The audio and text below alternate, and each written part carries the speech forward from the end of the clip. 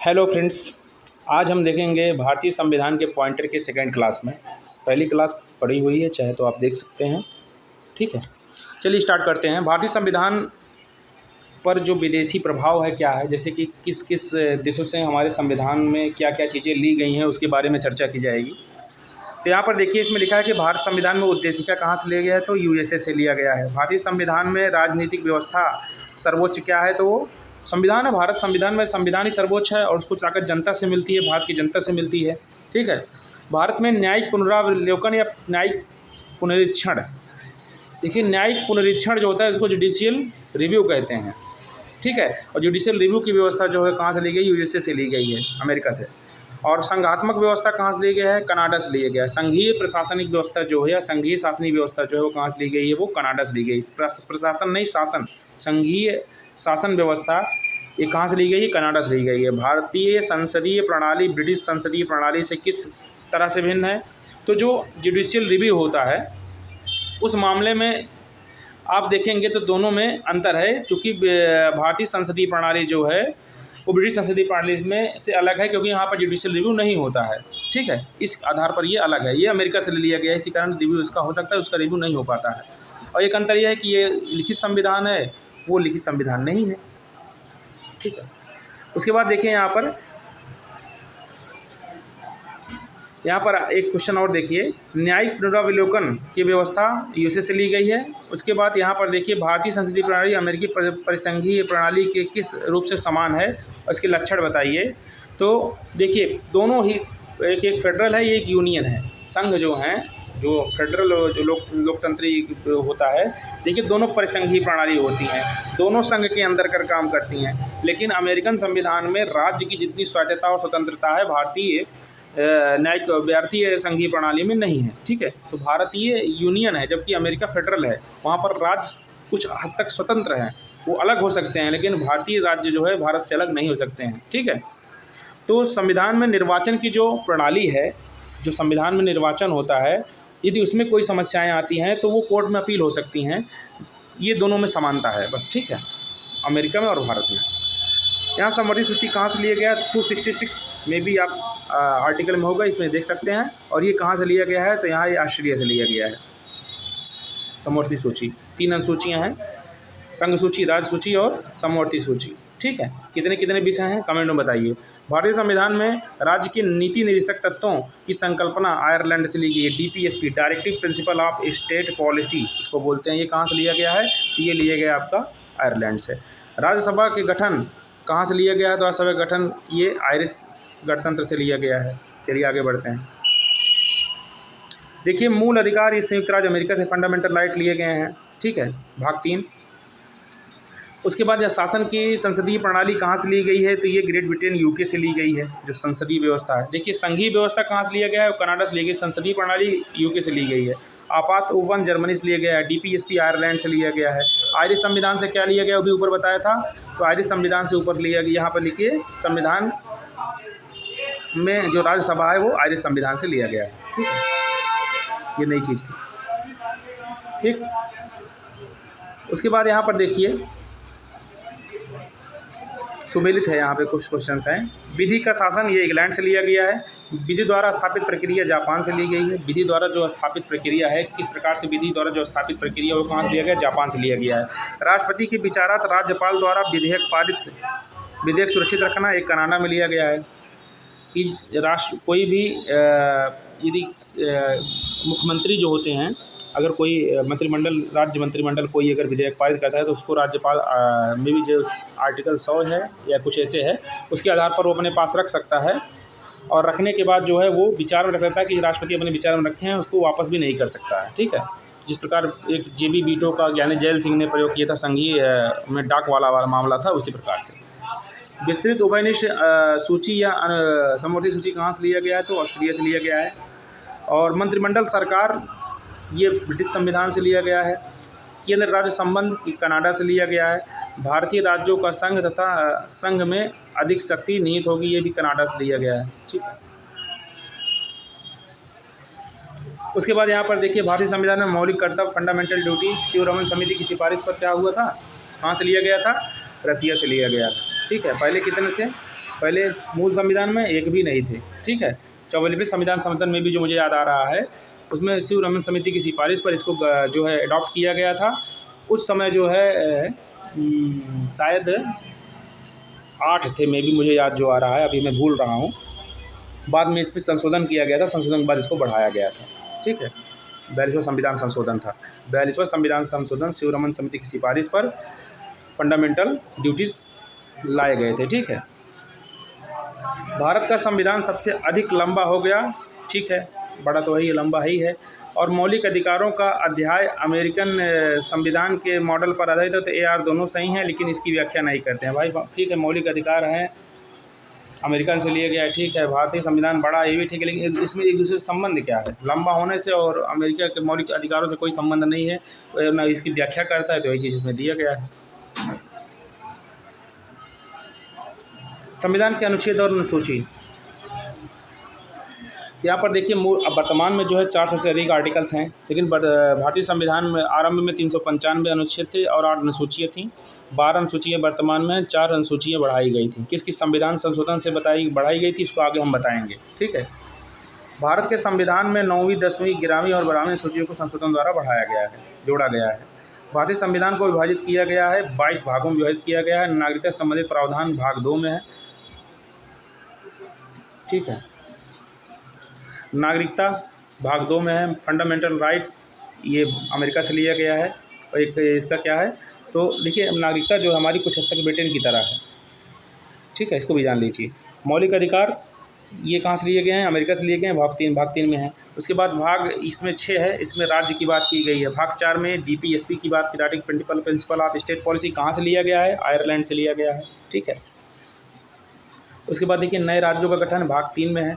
नागरिकता भाग 2 में है। सिक्किम जैसे नए राज्यों का गठन हुआ तो एसोसिएट स्टेट 2A में लिए गए, जबकि सिक्किम में बाहर नए राज्यों का गठन जो है वो नए राज्यों का गठन, नए राज्य गठित कर सकते हैं, मतलब अपने में से नए राज्य बना सकते हैं। जैसे आंध्र प्रदेश से तेलंगाना अलग हुआ तो भाग 3 में होगा, ठीक है।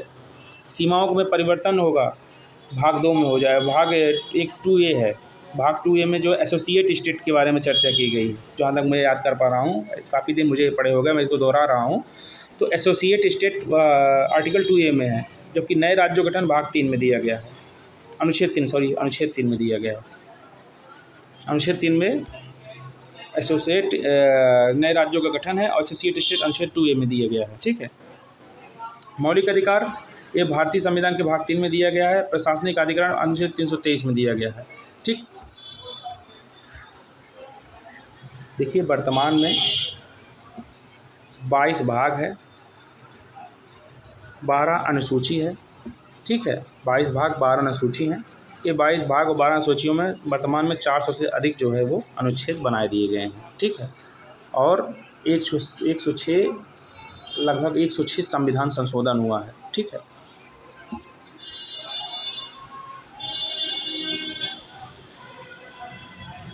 हमारे संविधान का वह भाग जिसमें 3 सोपानों में पंचायतें दिखाई गई हैं, तो भाग 9 है, ठीक है। ये भाग 9 है।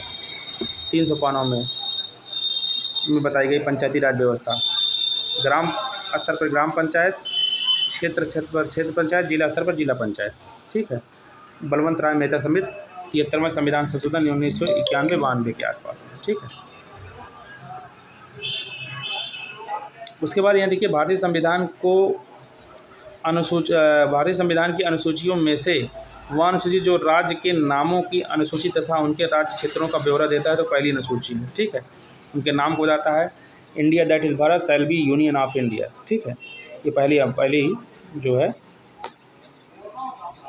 पहला भाग है, उसी में ये बारे में बताया गया है, ठीक है। भारत के संविधान की 4थी अनुसूची में राज्यसभा तथा उनके स्थानों का आवंटन बताया गया है, ठीक है।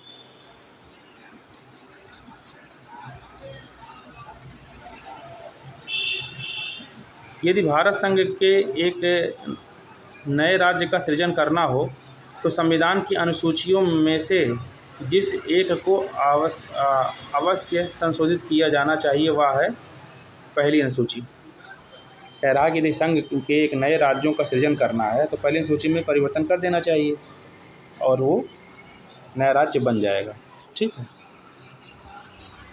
अगर कोई बाहर से राज्य ला रहे हैं तो उसको 2 के अंतर्गत अनुच्छेद 2 में इसका वर्णन किया गया है। अब यहाँ पर देखिए, चौथी अनुसूची में राज्यसभा का सीटों का आवंटन, छठी अनुसूची में जनजाति, अष्टम अनुसूची में भाषा और 9वीं अनुसूची में भूमि सुधार के बारे में बताया गया है।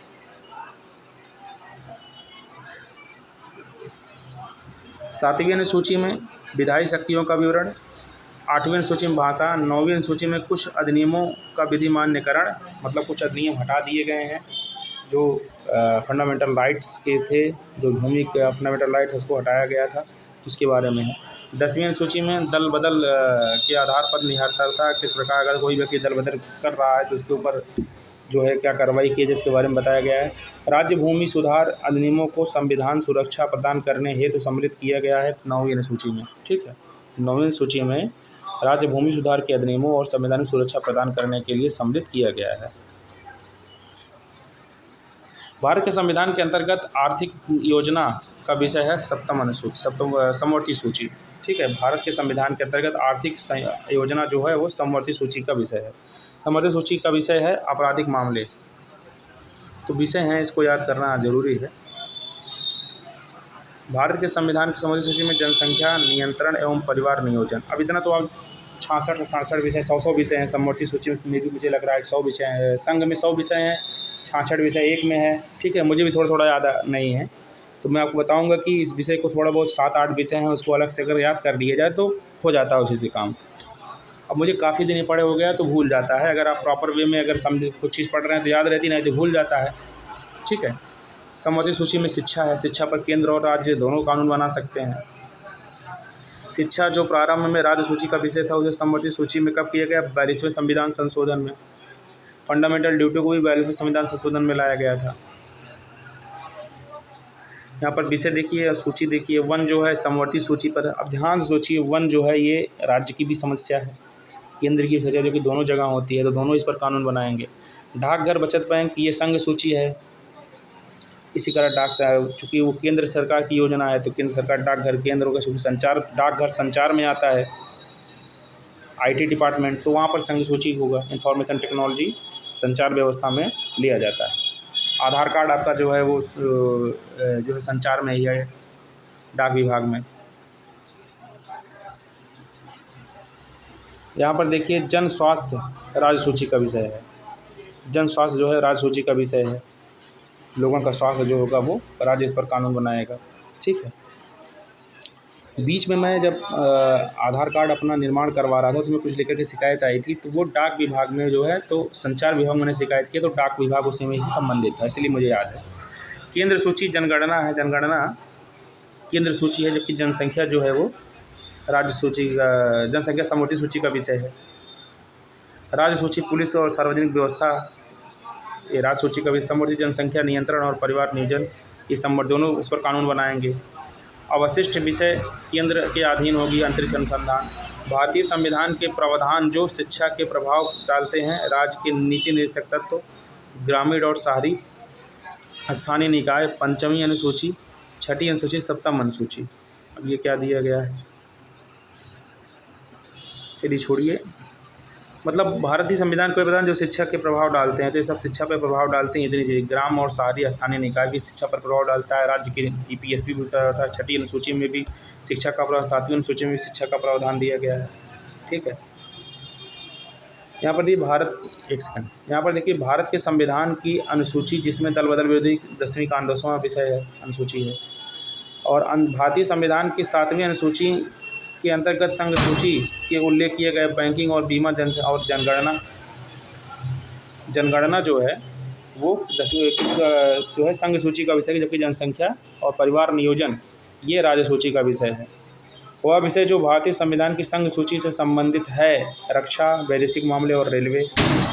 इसके बाद देखिए, भारतीय संविधान की 7वीं अनुसूची के अंतर्गत राज्य सूची में उल्लेख है रेलवे। रेलवे जो है वो राज्य सूची का विषय है। पंचायती राज विषय सम्मिलित है राज्य सूची में।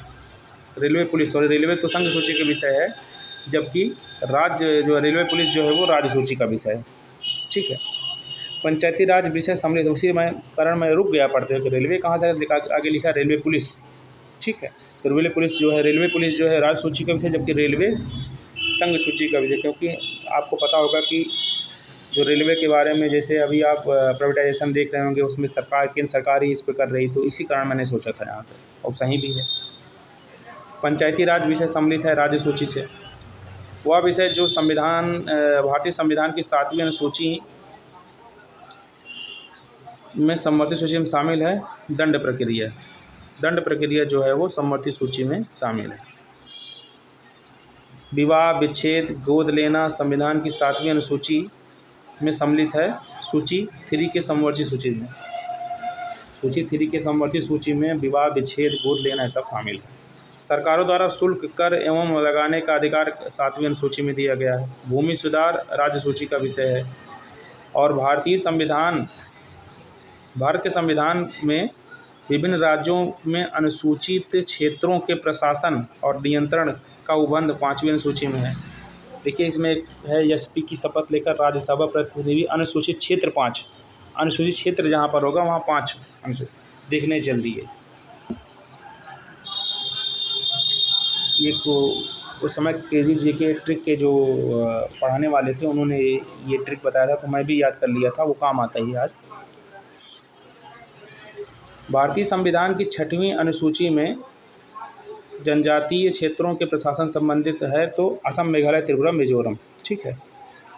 AMTM यहाँ पर है, तो यहाँ पर देखिए मेघालय, त्रिपुरा, मिजोरम जो है 3 राज्य दिए गए हैं। असम को यहाँ से बाहर किए गए, वैसे भी असम साथ में है। भारत के संविधान की 5वीं अनुसूची और 6ठी अनुसूचियों के उपबंध किए गए हैं, तो अनुसूचित जातियों के हितों के संरक्षण के लिए, ठीक है। पंचायतों को संवैधानिक दर्जा प्रदान किया गया, तो अनुच्छेद 243 के अंतर्गत पंचायतों को संवैधानिक दर्जा प्रदान किया गया। उसके बाद यहाँ पर देखिए संविधान की 11वीं अनुसूची से संबंधित है, तो पंचायती राज 11वीं अनुसूची का विषय है, ठीक है। और 29 विषय हैं, ठीक है। राष्ट्रपति की सिफारिश के बगैर कोई विधेयक जो कर लगाता है, राष्ट्रपति की सिफारिश के बगैर कोई विधेयक जो कर लगाता है, विधायिका में नहीं रखा जा सकता है।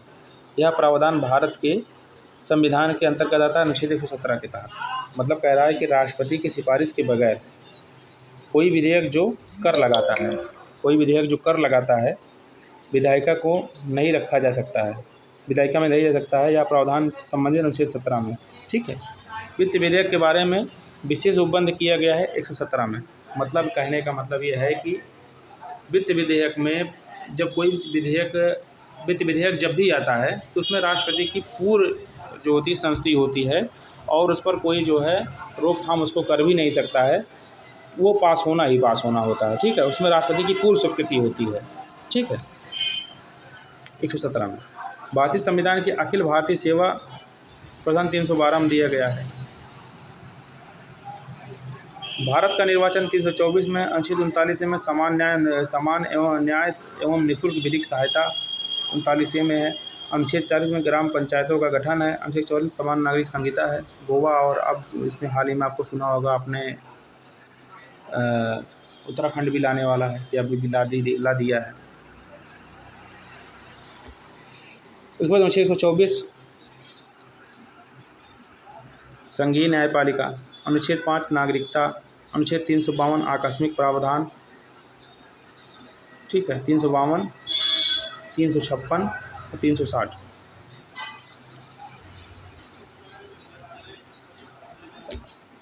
ठीक है। 245 अनुच्छेद 245 क्या है, तो यह है विधायी शक्तियों का वितरण, विधायी शक्तियों का किस प्रकार से वितरण 245 में। अनुच्छेद 14 समानता का अधिकार, अनुच्छेद 36 नीति की निदेशक तत्व, अनुच्छेद 74 मंत्रिपरिषद, अनुच्छेद 368 संविधान संशोधन प्रक्रिया। विधानता नए राज्य को शामिल करना, अनुच्छेद 2 कोई राज्य जैसे भारत में सिक्किम जब आया था, अनुच्छेद 2A के तहत एसोसिएट स्टेट के रूप में आया था, ठीक है। बाद में उसे 2 के तहत फिर शामिल किया गया था। तो विधानता नए राज्य का शामिल करना, ये अनुच्छेद 2 में है। समानता का अधिकार अनुच्छेद 14 में है। गिरफ्तारी और निरोध का संरक्षण अनुच्छेद 22 में है। और राष्ट्रपति का विधेयक को अनुमति देने का अधिकार ये 111 के तहत है, ठीक है। अनुच्छेद 54 भारत का निर्वाचक मंडल राष्ट्रपति का निर्वाचन अनुच्छेद 54 के तहत है। और अनुच्छेद 75 के तहत प्रधानमंत्री और मंत्रिपरिषद की नियुक्ति। अनुच्छेद 155 में राज्य के राज्यपाल की नियुक्ति। अनुच्छेद 164 में राज्य के मुख्यमंत्री और मंत्रिपरिषद की नियुक्ति का हुआ। ठीक है।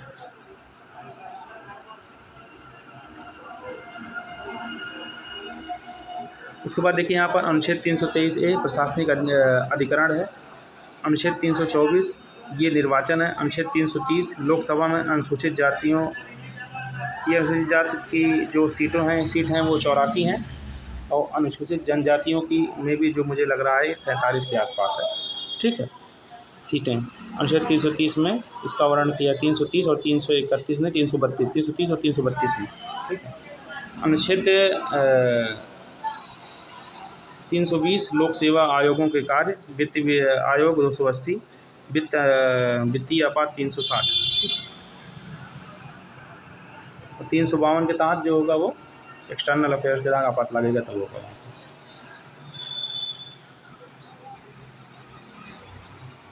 उसके बाद नियंत्रक एवं महालेखा परीक्षक 148, 315 लोक सेवा आयोग, संघ लोक सेवा आयोग और आपात स्थिति में घोषणा 352 आपातकाल जो लगता है। 215 उच्च न्यायालय के अभिलेख न्यायालय होगा 215 है। 222 किसी न्यायाधीश को एक उच्च न्यायालय से दूसरे उच्च न्यायालय में हस्तांतरण किया जाता है। 226 विशेष ऋण जारी करने की उच्च न्यायालय की शक्ति होगी। और 227 सभी न्यायालयों के अधीक्षण की उच्च न्यायालय को शक्ति होगी, मतलब सभी न्यायालय उच्च न्यायालय के अंतर्गत होंगे। अनुच्छेद 76 महान्यायवादी। अनुच्छेद 131 सर्वोच्च न्यायालय क्षेत्राधिकार। उसके बाद कार्य करने का अधिकार 41, कार्य करने के लिए सही और मानवीय स्थितियाँ। अनुच्छेद 42 बच्चों के लिए मुफ्त तथा अनिवार्य शिक्षा 45। ठीक है। यहाँ पर भारतीय संविधान का भाग पंचायत, भाग ये 9 है, पंचायत है। और भाग ये 538, भाग 8 जो है ये संघ और राज्य क्षेत्र है। और भारतीय संविधान का ये भाग 4A मूल कर्तव्य है। और भाग 9A नगर पालिका है। ठीक है। पंचायत भाग 9 और 9A जो है 9 का जो है ये नगर पालिका है। सहकारी समितियाँ 9 है। ठीक। भारतीय संविधान में निर्वाचन ये भाग 15 है।